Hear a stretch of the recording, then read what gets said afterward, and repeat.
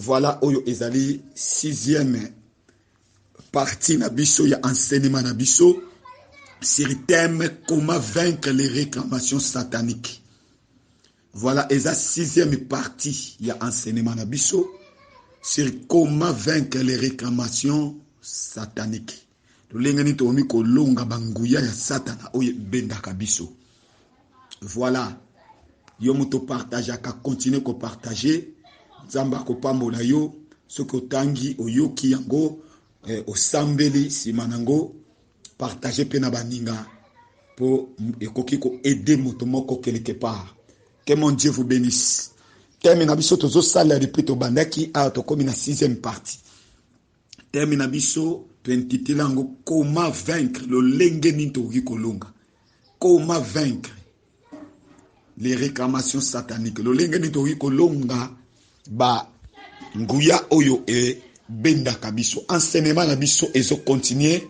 Enseignement na biso na nécessité parce qu'il y a beaucoup de choses à révéler. Ce que tu y éviter comment le diable a ça la kamakambo pona azwa biso, comment azali ko manipuler biso, comment azoko ça la stratégie na union pour te paralyser, te détruire pour atikayo kakandenge au comment bien aimé eza passe pour bunda bien. Parce que peuple sans révélation, c'est un peuple sans frein. La Bible dit, vous connaîtrez la vérité et la vérité vous affranchira. Voilà. Boko yebaka busolo et kokangolaka bino. Voilà biso tozote ya busolo. Makambo tozote ya ezande busolo. Soko tiango en pratique, makambo eko changer. Soko tiango en pratique, un diable a kozala musika na yo. Tozozwa verset biblique au toko salela. Tozui 1 Samuel chapitre 15, verset 22 à 23. 1 Samuel chapitre 15, verset 22 à 23. Là, tu parler, c'est quelque chose de très important. Et là, tu nous dis, quoi faire pour éviter d'être réclamé? Quoi faire pour éviter d'être réclamé? Et là, tu nous dis, pour éviter de réclamer biso. Et loko nini oyo tokoki ko sala biso etake bana na nzambe en fait que tu éviter le diable abana kozala na pouvoir likolo na biso abana ko réclamer biso butu moi. Gloire à Jésus. Quoi faire pour éviter que d'être réclamé par le diable? Totangi verset biblique pour la gloire de Dieu. 1 Samuel chapitre 15 Versets 22 à 23, Natangi. Samuel dit, l'Éternel trouve-t-il du plaisir dans les holocaustes et les sacrifices comme dans l'obéissance à la voix de l'Éternel? Voici l'obéissance vaut mieux que les sacrifices, et l'observation de sa parole vaut mieux que la graisse des béliers. Car la désobéissance est aussi coupable que la divinité. Et la résistance ne l'est pas moins que l'idolâtrie. Et l'idolâtrie est le terrain.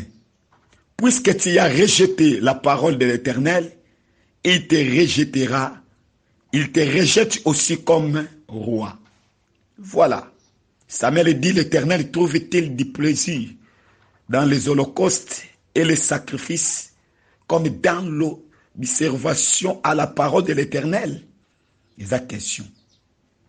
Voici l'obéissance vaut mieux que les sacrifices, et l'observation de sa parole vaut mieux que la graisse des béliers, car la désobéissance est aussi coupable que la divination et la résistance. Puisque tu as rejeté la parole de l'Éternel, il te rejette aussi comme roi. Bien-aimé Nzamba Pambola yo, awa Nzamba azo le belabiso sur l'obéissance à sa parole. L'obéissance. Mutu moko ta koyi ko sala sacrifice, onga nazo sala sacrifice moko pona Nzambe, soki a obéir nanu epai na Nzambe te. Tous les sacrifices sont faits pour Dieu, et ça synonyme où il y a résultat, il y a obéissance, il y a parole moko prononcée, où il y a révélation moko donnée. Donc, mutumo akoko le batenga nazo sala ba sacrifice sans que Saint-Esprit alobelaye ou nzambe alobelaye. Et par là, nzambe azo beta sete. Alobi l'obéissance vaut mieux que le sacrifice. C'est-à-dire, kotia na musala maloba na nzambe eleki ya muto azolobanga na sala ba sacrifice, na sala ka ba sacrifice. Non. Sacrifice d'abord ezali résultat ya obéissance. Comment yoko sala sacrifice ki nzamba tindi yote. Dieu parle dans le cœur, parle par des prophéties, par des visions, parle par sa parole dans la Bible. Et son nzamba yebiso sala likambo wana to tika likambo wana. Il faut salango cette obéissance yangonde ezo rendre biso puissant. Cette obéissance yangonde ezo rendre biso fort. Yango Bible zoloba, voici l'obéissance vaut mieux que le sacrifice. Et l'observation de sa parole vaut mieux que la graisse des béliers. Bien aimé, kotia maloba na nzambe na musala. Nini oyo nzambe ayebisaka yo sala yo linga ko sala te. Nini oyo nzambe a révélé yo na ba vision. Ou nini oyo nzambe ayebisa yo na ba mateya oyo yokaka. Nini oyo nzambe ayebisa yo na tango tangaka Bible oyo lingaka ko sala te. Awa Bible lobi obéissance à sa parole est premier et plus important que nyonso oyo kokiko ya nango na makambo na nzambe. Gloire à Jésus. Et dans 23 alobi car la désobéissance est aussi coupable que la divination. Et la résistance ne l'est pas moins que l'idolâtrie et les terrains. Puisque tu as rejeté la parole de l'Éternel, il te rejette aussi. C'est-à-dire, mutu oyo abwaka kamaloba na nzambe. Yana batu bakumisa ngana sambe laka, ngana za homme de prière, famille de prière, homme de prière, ezamala. Ezamala. Mais il connaît sali yo comme homme de prière parce que la prière c'est la résultat et ça résultat la parole. On ne peut jamais prier ce que yebi maloba na nzambe te. Parole ne tindi biso to luka nzambe. La parole dit cherchez-moi. Si vous me cherchez dans tout votre cœur, je me laisserai trouver parmi vous. Donc maloba na nzambe ne muti tindi lobi luka nzambe. Ce que lukiye na motema mobimba akomi monisa. Et maloba na nzambe ne lobi prier sans cesse. Luka nzambe tango nyonso epesa meilleure occasion. Mais tango yo lobi oza femme de prière, oza homme de prière, nini o esali yo okoma homme de prière, femme de prière. C'est l'obéissance à la parole. Et pour prière na yo ezala puissant. Prière na yo ezala fort. Il faut mettre en pratique ce que Dieu te dit. Kotiana musala oyo nzambe azoloba na yo.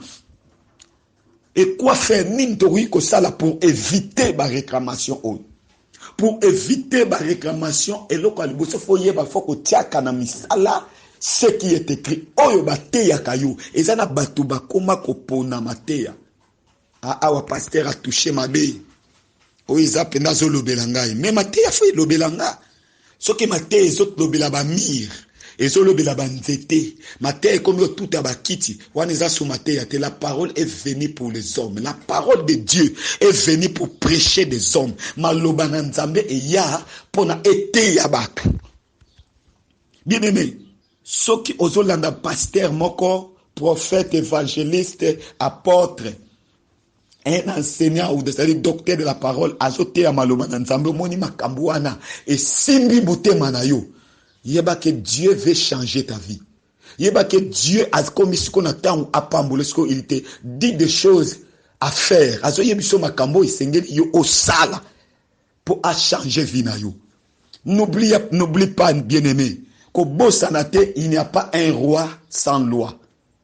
Et il n'y a pas un prince sans principe. Et il n'y a pas un disciple sans discipline. Bien-aimé, Jésus-Christ est le roi. Na lobi bien, il n'y a pas un roi sans loi. Mokonzi azanga mibeko azate. Donc ce que mokonzi aza, c'est que mibeko ezana mboka. Et Jésus-Christ est le roi des rois. Si Jésus-Christ est le roi des rois, il y a toujours des lois. Même dans les pays démocratiques, dans les pays pays démocratique, au bazar la démocratie. Kokanisa te que ce qui na pays na yo fanda keza pays à démocratie ke ba elongo li ba loi, il y a toujours des lois. Soko yibi bakangi yo, obomi bakangi yo. Donc même dans la Bible, même dans temps il y a grâce, il y a toujours des lois. Au yibi ils a péché. Au kosi ils a péché. Au jué loko abato ils a péché. Au sali témoignage à l'okuta ils a péché. Au côté makamu ya diable, au côté babaramba bondo kibondo, et comme il soum. Donc, na taille à grâce, le péché est là. Il n'y a pas un roi sans loi. Et il n'y a pas un prince sans principe. Si Jésus-Christ est le roi, nous sommes des princes. Le kola ba prince n'a pas princesse à Jésus. Il y a toujours des principes. La force d'un prince, c'est dans ses principes. Et bisotozana ba principe, mususuté que la parole de Dieu. Ba principe ya bana nzambe ezwami kaka na maloba na nzambe. Mutu moko ta ya koyebisa yo salaboy sans la parole de Dieu. Non. Tout ce que il faut te yabino, il faut la inspirer na katia parole de Dieu. Gloire à Jésus. Bien aimé, nous avons posé ça lobby au régner. Un prince, c'est quelqu'un on prépare pour lobby à comment mokonzi à régner.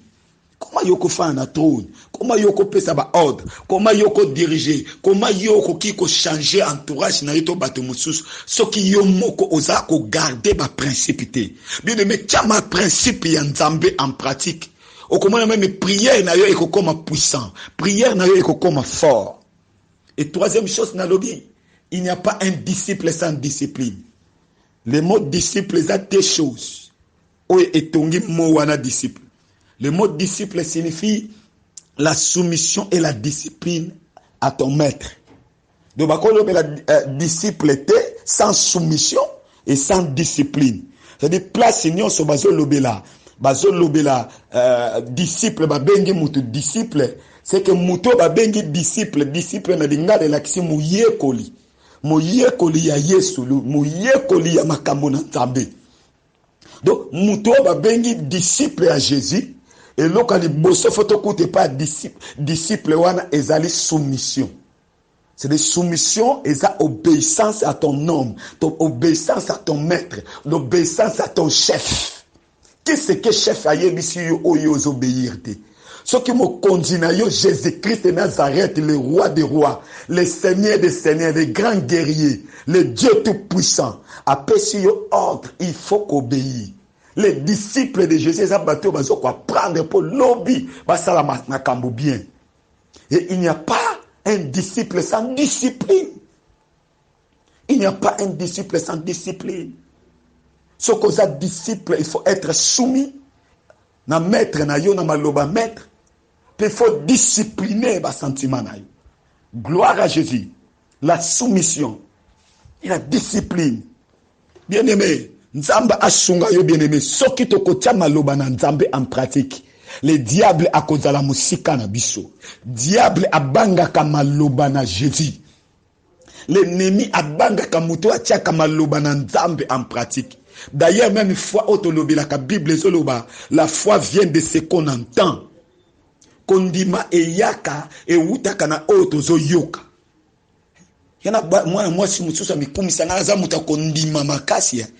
Ayaya, la kisanga kondima na yo. Et où tu wapi? Ozu kondima wana wapi? Il n'y a pas un homme de foi et il n'y a pas une femme de foi sans avoir la connaissance de la Bible. Sans avoir la connaissance de la parole de Dieu. Ce qui mutwazana kondima makasi, c'est que katina mutwana azana boyepi ya maloba na nzambe. Eloko e prodiraka, eloko e botaka kondima makase katina mutu, ezande maloba na nzambe. Mais en pratique la parole de Dieu. Bien aimé, ce qui ozotia maloba na nzambe na musala, oko éviter le diable à bandako réclamer yo. Gloire à Jésus. Nous avons ça trois principes. Comme nous sommes des princes et des princesses de Jésus. Jésus-Christ est notre roi. Nous sommes les princes et les principes. C'est que nous avons des principes de notre maître. Voilà les trois principes pour éviter d'être réclamés. nazopesa bino biloko misato, nazopesa bino ba principe misato oyo ekosala ke le diable akokaka te abanda korekame bino facilement. Biloko oyo diable azosalela souvent mpona kozwa bana nzambe facilement. Mwana nzambe azokende na église mais bazorekame ye facilement. Pourquoi? Parce que biloko misato azosala yango. Parce que soki to éviter biloko misato na lingi na lobela awa okomona le diable akozala musika na yo. Quelles sont ces choses? Voici ces trois choses ou ces trois principes. Oyo esengeli to bongisa, oyo esengeli to restituer, to réparer pour que le diable azala musika na biso. Le premier principe, c'est les choses des hommes. Premier principe, ezali biloko ya bato. Premier principe, oyo esengeli to réparer, oyo esengeli to bongisa, na lobi principe wan to bengi yango to kolobela biloko ya bato. Les choses des hommes. Biloko oyo ezaya yote me ezaya bato mususu. Les choses des hommes. Et deuxième principe, les choses de Dieu. Biloko oyo nzambe nde alingaka. Biloko oyo nzambe azozelaka yo osala. Les choses de Dieu. Toko expliquer. Et yami sato oyo esengeli to yeba ko bengana ko kabwana nango les choses du diable. Biloko ya satana. Soki biloko ya satana to kabwani nango te pe oyebi yango te. Bien-aimé, yeba ke diable abanda ko sakana yo. Les trois principes on azo pesa yo soko respecter yo. O peut respecter au monde akema makamune ko changer. Même vie de prière no ko zana ba résultat. Au monde penza ke non, vraiment na sambela nanga na sambela mais na senti ke makamwe komo ke ndenge mususu. E ko fungula esprit na yo ko fungula âme. O ko ma puissa pe ko percer. Gloire à Jésus. J'ai parlé sur les choses de Dieu et l'oraliboso. Pardon, les choses des hommes. Et à mi balé na lobby, il faut qu'on restitue les choses de Dieu. Qu'on répare makamona nzambe. Et à mi sat na lobby, il faut qu'on se sépare dans les choses du diable. Première chose, quelles sont ces choses des hommes? Oh, esengeli ngana bongisa. Biloko yango ya batu. Eza nini oyo esengeli ngai na bongisa. Bien-aimé, c'est très important ya koyeba makambo oyo. Na biloko ya batu bien-aimé, il faut koyeba ke tango zo kota na terrain. Ya kende kozwa, oyebi ke wana za mubali ya batu. Oyebi ke mubali waja kolinga yo, aza mubali ya batu. Donc, aza déjà occupé na mutu, eza déjà terrain occupé. Mubali ya batu. To mwasi yo mwana mubali oyebi ke mwasi oyo zokende kolinga aza déjà mwasi ya bato. Et kisi ke terrain wana eza terrain occupé.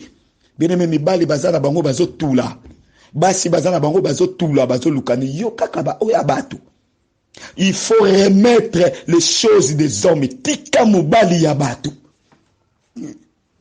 Totika kokosela nzamba pesa nga révélation mubali wana za ngai.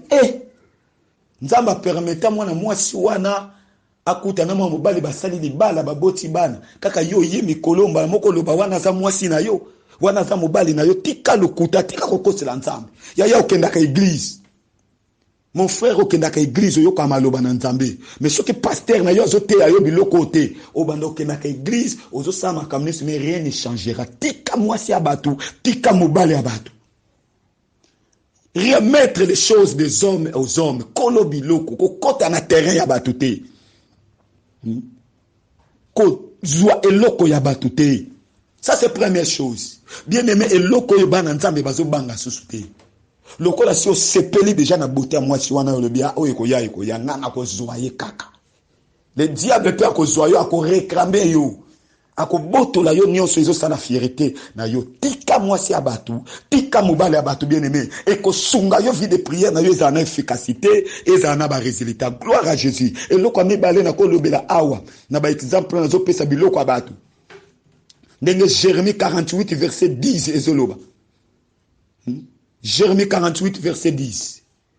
Bible lobi maudit soit celui qui font travailler son prochain sans lui payer son salaire. Balakela yo mabe. Osalisaka muninga musala ofutaka yo lifuti na yete yo koma nani Ozui mwana mwasi ya bato tie na ndako asokolaka yo basani. Asokolaka yo bilamba mais comme na fin du mois ozo futa yete. Obando lukele ba problème, okangi elobi soto komika na fin du mois okangi elongi. Diable ko sakana na yo. Ba sakana kana motoki ya mutute. Ba sakana kana motoki ya mutute, l'ouvrier mérite son salaire. Tango yebisu muto ko sala makambo boto bando futa kayo boy. Bien aimé tango komo créer ba problème na tango ko futa. Yeba ki entreprise na yo, ndaku na yo, bozwi na yo ko za la réclamer pas na diable parce que telemeli maloba na nzambe. Diable abundisa biso libanda te, abundisa kabiso na kati ya maloba na nzambe. Combien de fois ça lisa batu misala ofanda na yo batu bakoma ko senga yo ba nyongo. Mais yo soko monike okokano ko futa te po yo za maboko makasi. Yo lingi mbongo mingi koleka batu. Mais sala yo moko. Sala yo moko. Kokoti sa batu te na makambo na yo. Travaille toi-même. Bongisa ka makambo entreprise na yo. Ozo mwana batu ateke la kayo na boutique. Et combien de 30 okangi elongi bando lukele ba manka lokuta. Non. Balakela yo mabe osalisa ka moninga musala sans ko futa ye. Yeba ke ozo teka grâce na yo. Marché autotekela ka ba étoile. Ya bato eza ko yiba mutu. Oyo ozo sala eza vol okokani na diable aza voleur. C'est dit okomi ya Satan. Koma yo mutu ko linga mbongo ko leka nzambe. Biloko yo ukuti na mokili mukolo yo obotama complètement ni ozata na ilambate. Ozata ata pantalon wana olata ka ketch chaussure wana ezalate. Koma ndelo nzamba bandi ko pambola yo okomi ko sakana na ba vie ya batu. Futa bango bien-aimé. Futa bango tanke bato wana bazo mire yo ke liboso te.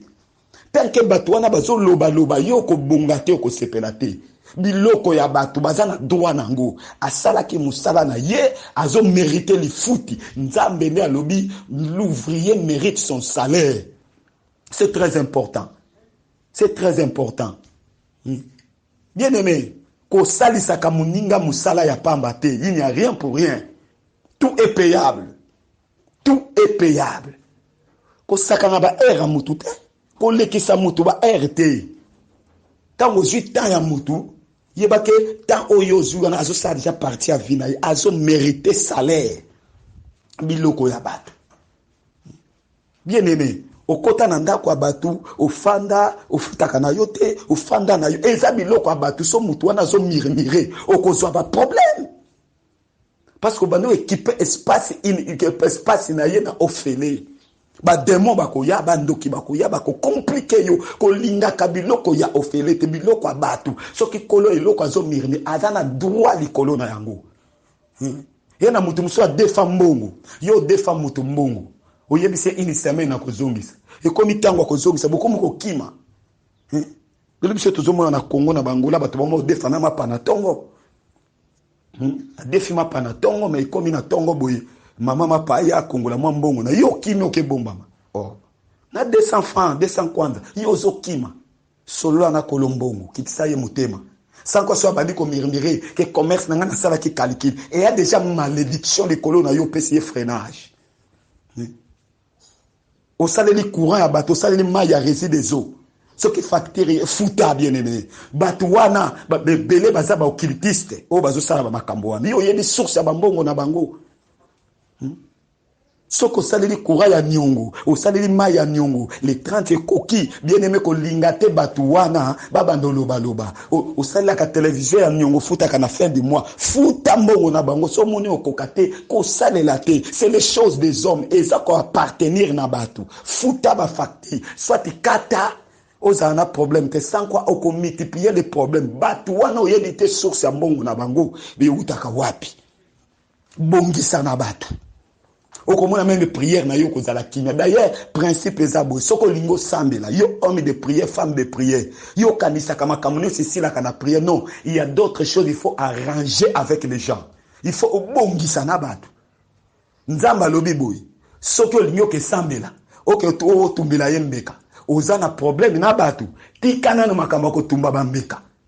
Tikana no makamba prière kende ko bandana no ko bongisa na batu. Après sima nango bongo zonga na hôtel. Mais là, tu vas que hôtel Fouka Minzambe, Yokamawa. Bien aimé, Bongisa. Bongisa. Les choses des hommes. Et que mon Dieu vous bénisse bien aimé. Tous soit deuxième chose, c'est que tu restituer. Deuxième chose, c'est les choses du diable. Biloko ya Satana. Bana nzambe tozo sambela metoza na biloko ya Satana tozo tambola nango tina ba téléphone partout tozali biloko ya Satana. La Bible dit renoncer aux œuvres du diable. Renoncer. Il faut que boya bien-aimé. Bible ne mute lobingata, il faut renoncer les choses du diable. C'est très important. Biloko yango ya diable eza nini? Oyo ozo tambola nango bien-aimé. Eloko liboso esengeli oyeba. Tango ozo tambolaka na kati ya telefone na yo. Ozwi miziki nanu ya bafali, ba kofi, ozwi batu wana nyonso otie na telefone. Na ndaku na yo na ba flash disk, ba pen grave, otondisi, ba biloko wana bafali banini. Eza ba louange mobimba di diable. Ozo tambola nango, lelo na so comprendre te ba na nzambe, eloko eso suki sanga motema. Okoti pena oyebi ke ser wana asambelaka. Yango moni makamba ko banga nzambe ko yebi saka so bato tekeno frère wana banga nzambe tika nzambe yemo kwa jije. Muto yozo benga banga ka nzambe. Muto wana yozo loba asambelaka mingi. Me kota na statut ne WhatsApp to Facebook. Na komi ko banga ta kota na ba statut. Okuta boye atie fali azola kisaba bila. Yo komi saper to komi na yo to yebeli na makamba prière. Yo aussi banzemo fali, aussi banzemo so ba bible filé, aussi soki banani. O tchekuna. Non mais qu'est-ce qui se passe? Ou comme nous avons une publicité, il y a batouana bakota na ba monde satanique qui soutient les diables. Yebaka ke soko yebaka te ke nzembo ememaka présence ya diable ou présence ya nzambe. Tango tcheba nzembo o bazoko adorer batu, o bazoko kumisa batu. Iba tcheba nzembo o bazoko tombola diable. O bazo bini la batu, bazo bini la diable, yeba ki automatiquement ba démon place wana bako ya. Yongo na ba bar, so okena ba bar ko bimandenge ko takite. Ba démon ba okangama na nzoto, po ba nzembo bazo tia wana, ba démon ba ba o biloko na biso, bako pesa siko bato énergie. Yo bina lokola païen, païen abina yo chrétien bina.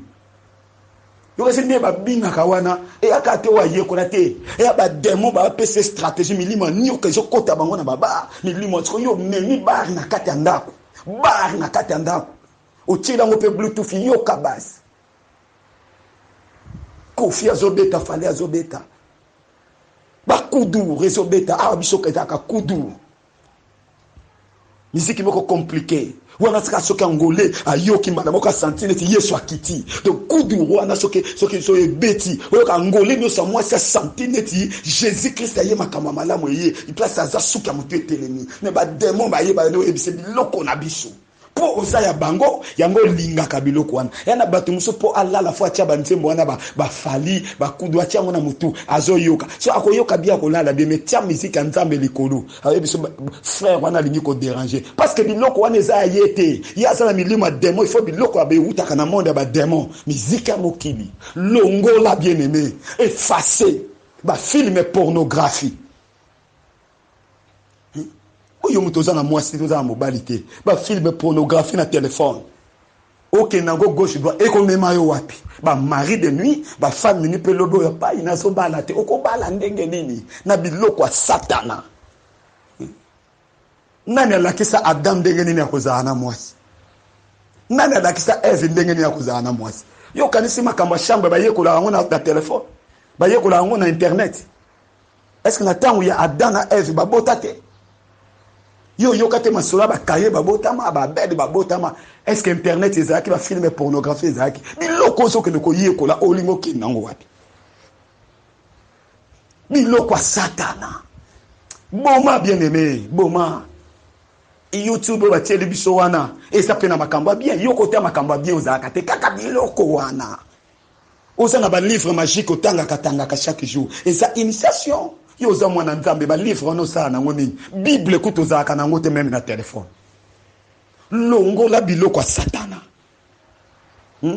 détruire biloko wana osana ba câble magique mwana nzambe osana bonganga basangisaka ténèbres na lumière te apo sambeli Jésus Christ de Nazareth la Bible dit les ténèbres na lumière bakoki ko fana ndako moko te longo la biloko Satana Pona o éviter ba réclamation tant que biloko na bango et kozala na yo bisika yo kozala vina yo eza pasi po nzamba yo kalibondeli na yo obano mona kama kamweso kita tous les livres magiques ba film pornographie musique oya mokili oyo bolongolango boyo kaka soniko tu to tiaka na ba statue wana na ba païen bazota mes frères oya ke na ba église boy azotia ba biloko ndengeni ba chaînette magique ba câble magique ba fétiche longola soki yo na mobile zo simba te ko kende to kende ko somba biloko na liesa biloko tina niveau bato ba comment liesa bato ba règle oh former les nini tozo yo kama kambo ozima kila na yo ko pola okende ko lambela mobile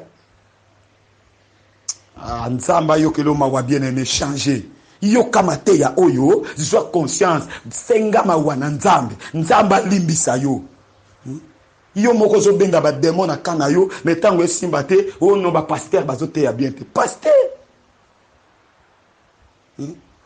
le koma kaka non ba pasteur non eza problème ba pasteur te soki yo za na problème na pasteur est-ce que ça na problème na Jésus